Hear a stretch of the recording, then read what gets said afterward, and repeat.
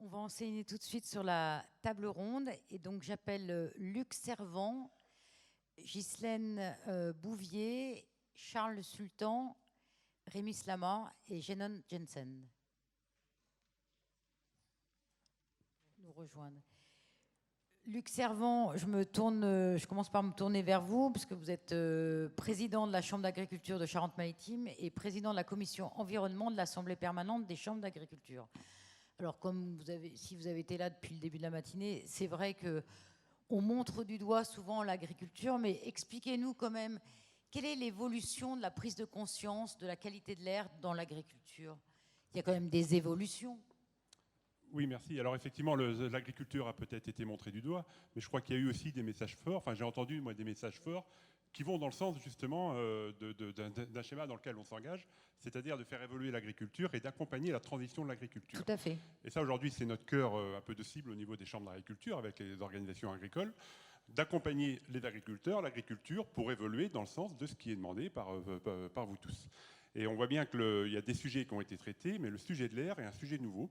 Ça a été dit encore tout à l'heure. Ce n'est pas un sujet qui a été évoqué il y a 10 ans, on commençait à en parler, il y avait quelques campagnes de suivi, mais c'est aujourd'hui un sujet qui arrive quand même assez fortement dans les préoccupations. Et comme tout sujet nouveau, ce qui nous intéresse aujourd'hui, c'est quand même d'avoir de la connaissance, des données. Il y a toutes les campagnes de suivi qui sont lancées, dont on a des premiers résultats, mais pas encore tout à fait comme des résultats officiels. Et comme la problématique est sur l'ensemble du territoire, il va falloir qu'on ait aussi un suivi sur l'ensemble du territoire. Et à partir de ces données, derrière, nous, après, on pourra accompagner l'agriculture avec effectivement l'ensemble des acteurs. Mais pour dire, il y a des sujets qui ressortent de présence de matière active dans l'air, de molécules dans l'air. On voit aujourd'hui à peu près ce qui se trame, enfin on n'a rien de complètement officiel. Et à partir de là, il faut qu'on accompagne les agriculteurs à modifier peut-être les pratiques, à changer des produits. On ne le fera pas tout seul, ça a été dit, il y a aussi toute la recherche, l'innovation qui doivent nous accompagner. Et au regard des résultats que l'on aura de présence effectivement dans l'air, on devra intervenir alors à différents niveaux. Soit c'est le remplacement des matières actives qui pose le plus de problèmes. Et on parle de la situation aujourd'hui, mais si on regarde comme depuis 10 ans, il y a les 2/3 des matières actives dont les autorisations n'ont pas été renouvelées en France ou en Europe. Beaucoup d'anciens produits, on parlait du DDT, du Nadane, enfin ces produits, les néonicotinoïdes en France, qui aujourd'hui ne sont plus autorisés. Donc peut-être d'autres matières actives à supprimer. Le jour où on aura la solution de remplacement, et ça a été dit, il y a le député Éric Andrieux qui l'a dit, il faut aussi trouver des solutions de remplacement pour répondre aux enjeux auxquels nous on doit répondre, de produire à pas trop cher, de dégager un revenu. Enfin, il y a aussi beaucoup d'enjeux auxquels on est confronté. Et dans d'autres situations, ça peut être accompagner les techniques agricoles de production pour limiter le risque de perte dans l'air. Donc là, il y a deux niveaux qui peuvent se faire. Soit il y a la question de la dérive, c'est-à-dire au moment de l'application du traitement, d'éviter que le produit parte par le vent, un peu de vent, ou parte directement dans l'atmosphère. C'est la discussion aujourd'hui avec ces zones de non-traitement. Mais là, on sait qu'il faut ne pas le traiter quand il y a du vent. Et d'ailleurs, la réglementation nous interdit de le faire au-delà de 3 nœuds. Mais nous, on peut essayer d'aller plus loin en tant qu'agriculteur. Ne pas le faire quand il fait trop chaud, parce qu'on sait que le produit peut repartir. Utiliser du matériel adapté. Il y a des buses anti-dérive qu'on appelle, où sort le produit pour éviter que ça parte. Enfin, ça, on peut aussi accompagner les agriculteurs. On les accompagne aussi pour réduire tout simplement l'utilisation des phytos. Et ça, il y a beaucoup de démarches lancées, oui. Mais là, ça va plus largement que la problématique de l'air. Et puis ensuite, il y a effectivement le remplacement des produits, ou aller vers des techniques peut-être qui demanderaient là un engagement plus fort. Et là, il y a peut-être besoin d'un accompagnement effectivement plus fort de l'agriculture. Donc il y a quelques dispositifs en cours aujourd'hui de suivi. Il y a le programme Repère, par exemple. Il y a l'ASCA qui commence à nous donner des résultats. On va en avoir assez rapidement. Et derrière, on pourra assez rapidement essayer de trouver des solutions. Ghislaine, je reviens juste encore sur ce fameux futur décret, tout ça, mais est-ce que ça a vraiment un sens, quoi, en tant que chercheuse? Est-ce que, objectivement, ça a un sens? Vous avez souligné qu'effectivement, il y avait peu d'études autour des habitations spécifiquement, quoi. Encore, en même temps, on sait, il y a des études qui ont montré que les pesticides pouvaient s'évaporer assez loin dans l'air. Il y a déjà des choses qui ont été montrées. Donc est-ce que ça a vraiment un sens, les dimensions là, entre 5 et 10 mètres, d'instaurer une zone tampon comme ça? Alors, du coup, j'ai découvert en fait le projet de décret en même temps que j'ai envie de dire que tous les autres Français. Donc, j'ai cherché un petit peu d'où ça venait. J'avoue que j'ai toujours pas très bien compris. Ça a été fait quand même. Enfin, c'est suite à un avis qui a été rendu par l'ANSES, mais qui a été fait en extrême urgence par les équipes de l'ANSES et encore pas par tous les gens impliqués sur les pesticides. Bref, donc je ne peux pas trop expliquer ce qui s'est passé. Ce que je sais, nous, c'est que quand on travaille sur les riverains, je ne l'ai pas dit tout à l'heure, mais justement, l'occasion de le dire là, et ben, la première question qu'on se pose, c'est quoi un riverain? Qui est riverain? Et à partir de quel moment on arrête d'être un riverain et on rentre dans la population générale non exposée? Donc évidemment, la réponse à ça, c'est déjà que la population générale non exposée, ça n'existe pas. Donc il va falloir fixer, a priori, une limite qui fait qu'on n'est plus riverain. Et juste un petit exemple, au début de nos discussions, la proposition qui avait été faite par des membres du conseil scientifique de l'étude riverain, dont j'ai parlé, la PestiRive, c'était de prendre des gens qui habitent à plus de 8 km d'une exploitation agricole. Parce que une étude a montré, alors c'était des conditions très particulières par épandage aérien, etc., mais qu'on retrouvait encore un fumigant à 8 km de la zone d'épandage. Oui. Donc ça, c'est vraiment très particulier, et c'est surtout que dans la plupart des contextes français qu'on a aujourd'hui, si vous prenez 8 km pour dire qu'on n'est plus un riverain, vous n'avez plus personne. D'accord ? Donc forcément, déjà, quand on définit un riverain, tout comme quand on définit ce que c'est qu'un pesticide, etc., il va falloir faire des choix, comme l'a dit tout à l'heure Mathilde. Voilà. Donc voilà, donc un riverain, il va falloir qu'on décide à un moment quelle distance on prend pour séparer les riverains des non-riverains. Il y aura évidemment une zone blanche, on va dire, où on sera ni riverain ni population non exposée, entre guillemets, ou la moins exposée possible. Enfin voilà. Sachant que, comme je l'ai dit, il y a aussi tous les usages non agricoles, etc. Bref, tout ça pour en revenir au projet de décret, même si je suis un peu... voilà, moi aussi, j'ai pas eu le temps forcément de digérer d'où ça vient, etc.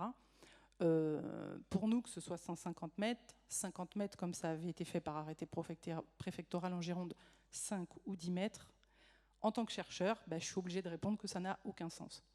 Voilà, ça n'a aucun sens par rapport à ce que je viens de vous dire, par rapport au fait qu'il y a multiplicité de contextes agricoles, multiplicité d'usages, de pulvérisateurs, de reliefs, comme l'a dit quelqu'un, s'il y a un mur de 2 mètres, c'est bon, on peut être collé.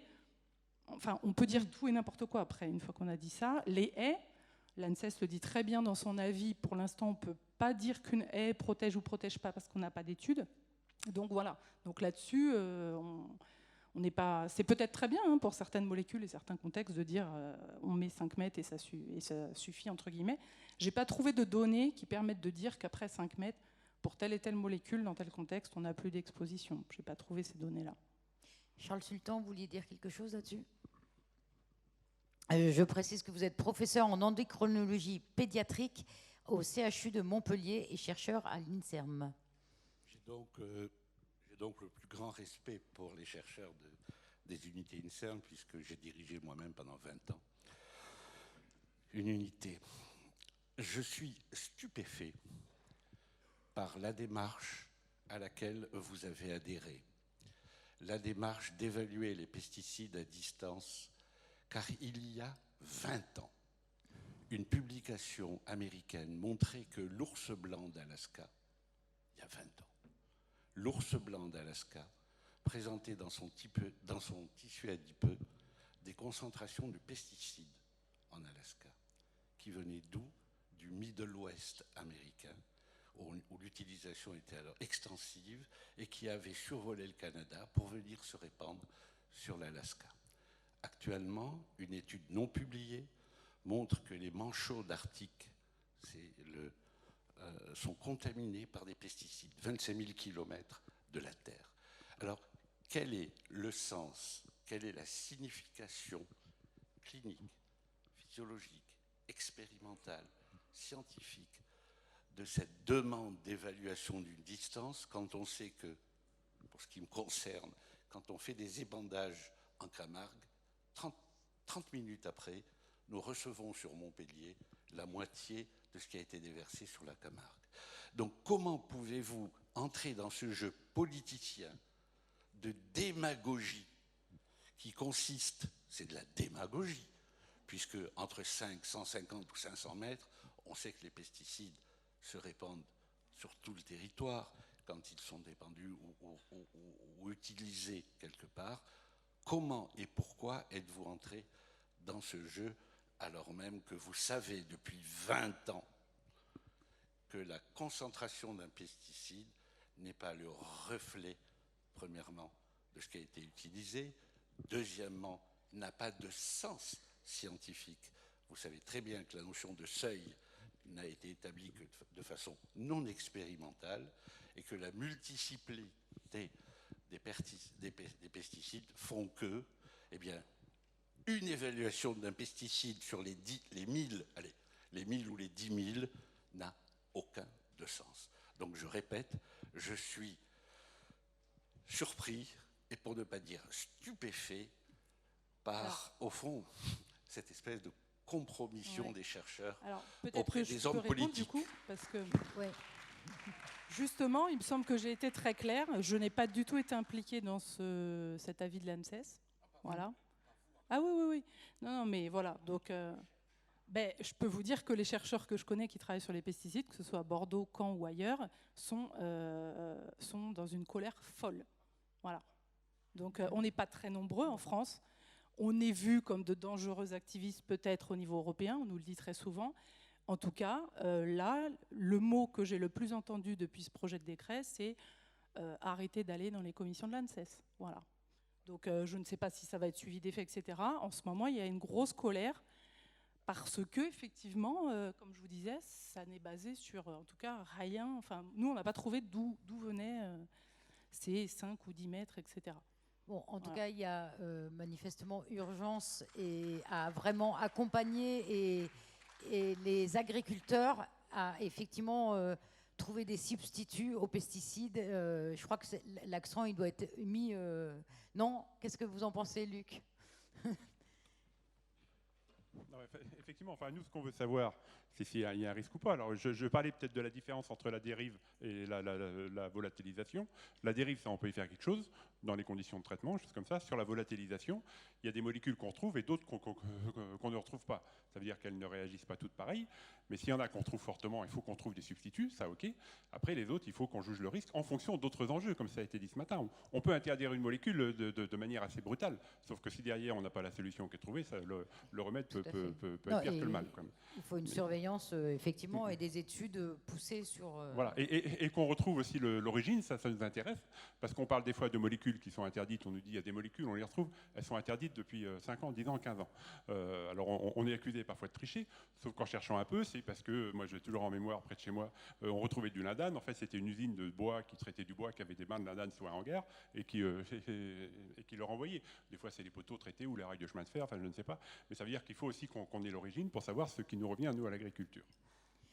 Jeanne Jensen, vous êtes directrice de l'Alliance pour la santé et l'environnement. Quelle est l'attitude en général et quelles sont les attentes des citoyens vis-à-vis notamment effectivement des pesticides, des perturbateurs endocriniens? Est-ce que l'inquiétude française est une spécificité est-ce que l'inquiétude est une spécificité française, ou est-ce que c'est répandu un peu plus largement en Europe, cette inquiétude? Okay, I'm going to speak in English if you don't mind. I think I'll speak slowly. And I think it's a really good question. Having set up my organization over 15 years ago, and one of the issues from the beginning was air quality, but was also pesticides, and in particular, endocrine disrupting chemicals. And what we have seen in the last 5 years, especially, with more and more science coming out, more and more studies talking about the potential healthcare costs, we heard that from Remy, and more medical doctors and sages-femmes and midwives all coming out to talk about their concern. It's not just in France. I run, as an organization, we host a campaign called EDC Free Europe, and that brings over 70 organizations. And it's not just in French. We have English, we have the Belgians, we have the Germans, we have the Austrians. So we're getting more and more interest from Central and Eastern Europe. I had a woman just a few days ago who's writing a book on EDCs in Hungary about this. So I see that this is, I would say, France, and we have 8 members. NGOs who are French members, including France Nature Environnement, FNE. They have been a real inspiration for the rest of Europe to look at having a national EDC action plan, which we still don't have in the European Union. And secondly, what's been interesting for me today, ce qui était très is to intéressant hear pour moi about aujourd'hui, c'était the d'entendre pesticide parler monitoring in the air. du suivi Because des I don't think pesticides that's dans been l'air. done, Car and je I pense que think c'est quelque with chose qui all n'a of pas the été fait attention on dans le air passé quality, avec it's toute important to have l'attention a qu'on porte à la holistic qualité de l'air. approach Il faut to adopter the potential une impacts approche on health.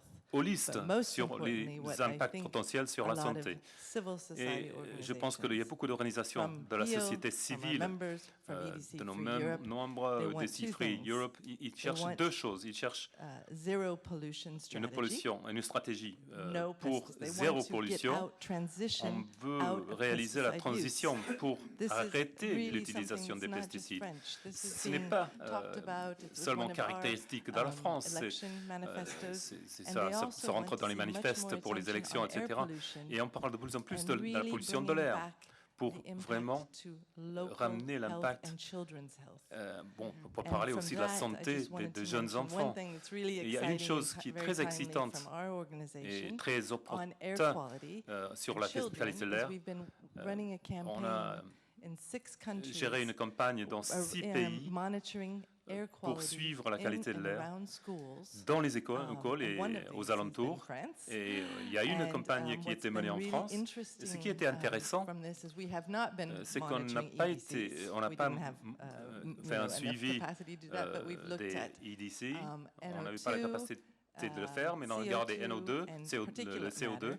And Et what we've les seen is a matières lot of NO2 coming inside de to the particules. Et on a classrooms. So this is vu from les matières traffic. qui rentrent And what dans les salles de we classe, are really émanant understanding surtout is de la that, circulation. when Et we nous avons work at compris que local lorsque nous level and we travaillons bring au back niveau the local, pollution et quand and on the health parle de la pollution benefits we et can des have, avantages particularly for en termes de vulnerable, santé, surtout pour les gens qui sont populations, vulnérables, les populations we have a vulnérables, lot more political on, power on arrive on à those people avoir who need to beaucoup implement plus it. de puissance politique And that sur may les be the personnes qui mayor, vont it mettre might en be the œuvre local council, cette because politique. Ça peut être le maire, ça peut être la understand that collectivité, it's parce que les about gens their health. comprennent très bien You're bringing it back qu'il down s'agit to their vraiment de leur health. santé. You're giving On ramène tout incredible ça à leur science. santé, You're on letting them apporte une understand. science And this incroyable is et on leur really important for all permet the work we're de doing. And I comprendre. think Et for ça, c'est France, caractéristique they've de been very tous les good travaux que at nous also menons. looking Et at je pense que la how France a these été très different forte pollutants, whether it's, en regardant EDCs or other ces différents pesticides, are polluants contaminating our bodies. et la manière And dont that's really important ils as well contaminent nos for corps. people to understand. Et c'est important que les gens comprennent cela. Charles Sultan, mais vraiment très rapide. Après, je donne la parole à la salle parce que sinon. Merci. Je crois que c'est again, it's a good transition.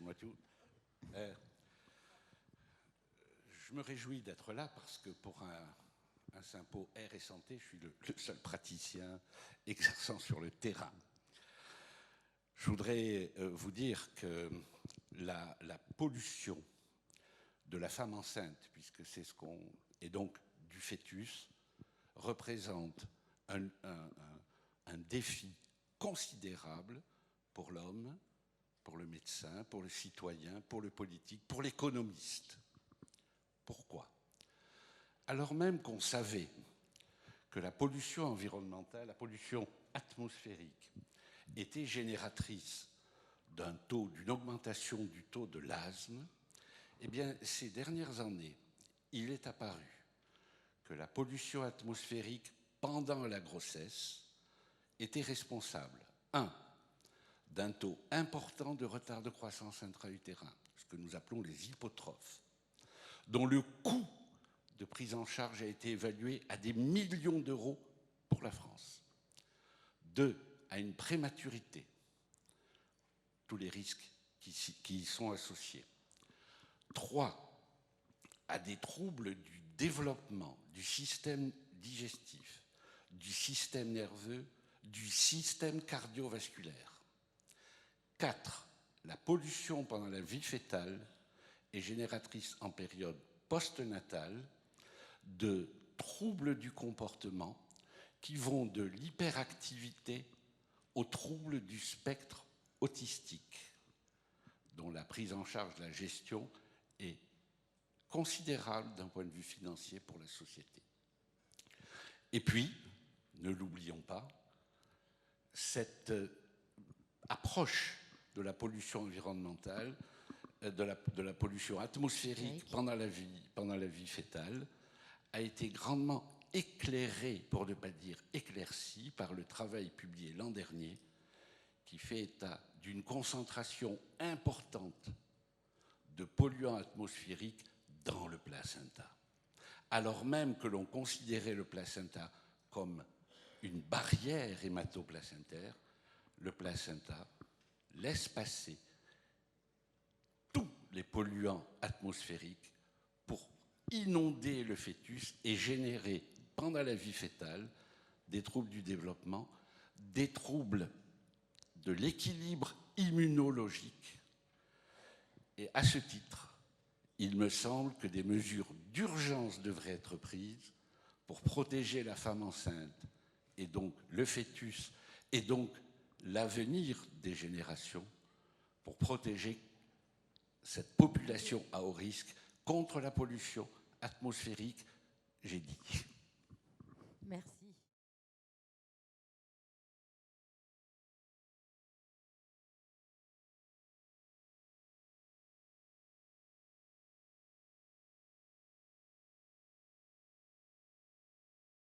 Bonsoir. Jean-Olivier, directeur de France Nature Environnement Midi-Pyrénées. Du coup, je pense qu'on a vu cet après-midi que sur les effets de certaines molécules sur la santé, on a des connaissances. Par contre, il y a quelque chose qui nous impressionne, et là, vous nous avez présenté le projet d'une première étude sur les effets sur les riverains autour de la viticulture. Mais quand même, c'est assez frappant, et je me dis, et je pense qu'il faut qu'on se dise comment peut-on comprendre, et surtout comment peut-on accepter qu'alors que justement il va y avoir des réglementations prises sur l'existence, en fait, des réaffirmations de réglementation, en fait on n'a pas de connaissances aujourd'hui. Et nos bénévoles de France Nature Environnement dans le Tarn-et-Garonne, autour de Montauban, ont fait une étude qu'ils ont publiée en juin auprès de plus de 1000 riverains des zones d'arboriculture, dans lesquelles, donc c'était notamment un de vos collègues de Montpellier, oncologue, et qui a accompagné cette étude avec des huissiers, donc ils l'ont fait dans des conditions très surveillées. Ils se sont rendus compte auprès de ces 1000 riverains qu'il y avait effectivement des taux de maladies très importants, que ce soit des cancers multiples, des phénomènes neurodégénératifs, y compris chez des enfants, et ça à des centaines de mètres des zones d'arboriculture, et qu'effectivement aujourd'hui, à part cette étude assez importante conduite par des bénévoles, on n'a pas de connaissances, et les organismes de recherche et l'État ne mettent pas de moyens aujourd'hui pour qu'on ait déjà de l'information qui nous permette ensuite de statuer. Donc la question, donc même si on peut se féliciter qu'il y ait une première étude sur les zones viticoles, comment peut-on aujourd'hui, nous ici, y compris, se satisfaire de cette situation-là ? Juste répondre très rapidement, puisque du coup j'avais 10 minutes, et comme vous l'avez tous vu, j'ai largement dépassé mes 10 minutes, donc j'ai absolument pas pu parler de tout ce qui se fait aujourd'hui. Donc j'ai parlé de Pestirif, parce que sur l'exposition des riverains et la mesure des expositions, c'est le projet le plus important présent aujourd'hui. Oui. Enfin, pas forcément intéressant, enfin, je ne le dirais pas. Enfin, non, mais par rapport à l'actualité. C'est à tout le monde de décider s'il est intéressant ou pas, mais en tout cas, le plus important, avec l'ambition et les moyens derrière importants. Par contre, sur les effets sur la santé, il y a 2 études en cours, une beaucoup plus avancée que l'autre. Il y a une étude qui s'appelle GeoCap-Agri, qui est menée par une équipe INSERM, et qui s'appuie sur les données des registres nationaux des cancers de l'enfant, et qui vise à identifier si effectivement il y a plus de certains cancers de l'enfant près des zones agricoles, etc. Donc c'est un très gros projet qui est déjà pas mal avancé. Et projet qui vient de démarrer avec une étude de faisabilité Gironde, et qui sera après étendu sur toutes les zones où il y a un registre des cancers de l'adulte. C'est le projet Hémophyto, qui s'intéresse au cancer de l'adulte, comme son nom l'indique. Donc c'est le pendant chez l'adulte de GeoCap-Agri, par une autre équipe INSERM, et qui s'intéresse, qui va regarder s'il y a plus d'hémopathie maligne, donc les cancers du sang, quand on habite près d'une zone agricole. Donc il y a aussi ces études-là beaucoup plus épidémiaux. Hein. Le projet Pestirive est vraiment expologie et il y a d'autres études épidémiaux. Les études épidémiaux dont je n'ai pas parlé, qu'il y a eu dans différents pays, le problème c'est que, voilà, comme je disais, il y en a très très peu, c'est sur des contextes très différents les uns des autres. Des fois ça conclut pas. Une fois c'est un désherbant qui est pointé du doigt, la fois d'après c'est une autre molécule. Enfin voilà. Donc c'était juste pour vous dire ce qu'il en est aujourd'hui. Charles Sultan, vous voulez compléter rapidement? Oui, une phrase. Je vous renvoie à PubMed, qui est au fond le répertoire des publications, et vous verrez qu'en Languedoc-Roussillon, il y a des données sur la relation entre pollution environnementale et santé de l'enfant. Oui, bonjour. Jean-Michel Fabre, vice-président Conseil départemental Haute-Garonne, un partenaire d'Atmo Occitanie sur différents dossiers, en particulier sur la question des pesticides. Moi, j'aurais une remarque assez générale. Il y a des mots que je n'ai pas entendus aujourd'hui, enfin cet après-midi en particulier, c'est la question sociale. Parce qu'en fait, dans l'intitulé, est-ce que la fracture territoriale et la fracture sociale recoupent ces questions environnementales? Je prends un premier exemple. Quand on regarde la carte des pollutions, on voit que les logements sociaux sont les endroits qui sont le plus proches des rocades, les plus pollués, où on a cette question-là. Alors, moi j'ai une question. Est-ce qu'aujourd'hui, ce travail-là, de se dire cette pollution environnementale, en fait, en quoi elle recoupe les questions sociales? Est-ce qu'on l'étudie? Est-ce qu'on sait le démontrer? Et il ne faut pas que le travail qui est fait, et sur lequel nous on est en soutien total, soit un travail qui soit réservé à quelques-uns. Donc le travail sur l'environnement doit être aussi un travail social de lutte contre les fractures sociales et territoriales. Mais vous avez bien fait de le rappeler, et malheureusement Séverine Degen devait parler de ce sujet justement du croisement entre par rapport à les inégalités devant la pollution de l'air. Oui, Nathalie Ferrand, donc là c'est juste une question de citoyenne. Quand des riverains sont concernés par l'aspersion de produits chimiques sur des zones arboricoles, quelles sont les possibilités qu'ils ont en fait pour savoir ce qui se passe? Ils ont bien la liste des produits. L'entreprise leur répond qu'ils préfèrent payer les amendes par rapport au fait qu'ils envoient tous ces pesticides sans tenir compte notamment des problèmes de vent.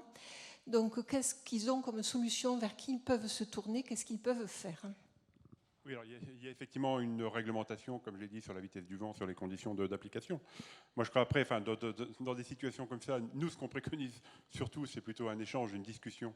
C'est pour ça qu'on va essayer de travailler. Alors, il y a les chartes de mon voisinage, mais au-delà de ça, on essaie de faire de la communication quand même sur le terrain, et on dit aux exploitations, ouvrez-vous, expliquez à vos voisins comment vous fonctionnez, et puis en échange et réciproquement, demandez aussi à vos voisins quelles sont les attentes. Mais pour rétablir ce dialogue, je pense que c'est le mieux qu'il y a à faire dans un premier temps par rapport à l'application de la réglementation, parce qu'en arriver, enfin, entendre dire je préfère payer les amendes plutôt que m'occuper de la santé des voisins, enfin là après c'est pas du tout une position que je cautionne en tant qu'agriculteur ou que responsable de chambre d'agriculture. Mais enfin, nous, ce qu'on dit dans un premier temps, et c'est ce qu'on va vraiment essayer de faire sur l'ensemble du territoire, qu'il y ait cet échange entre tout le monde pour essayer de se comprendre et puis effectivement de pouvoir répondre aux attentes des uns et des autres. Je pense que c'est quand même une première solution. Oui. Alain Chabrol, vice-président national de France Nature Environnement. Oui, je crois que pour les prochaines élections municipales, il faut absolument que tous les candidats et tous les programmes contiennent des propositions pour s'attaquer aux inégalités spatiales, populationnelles concernant la pollution de l'air, mais pas que. Si on veut être, je le disais ce matin, crédible, il faut vraiment répondre aux exigences d'équité, de solidarité, de justice, et de justice vis-à-vis donc des expositions.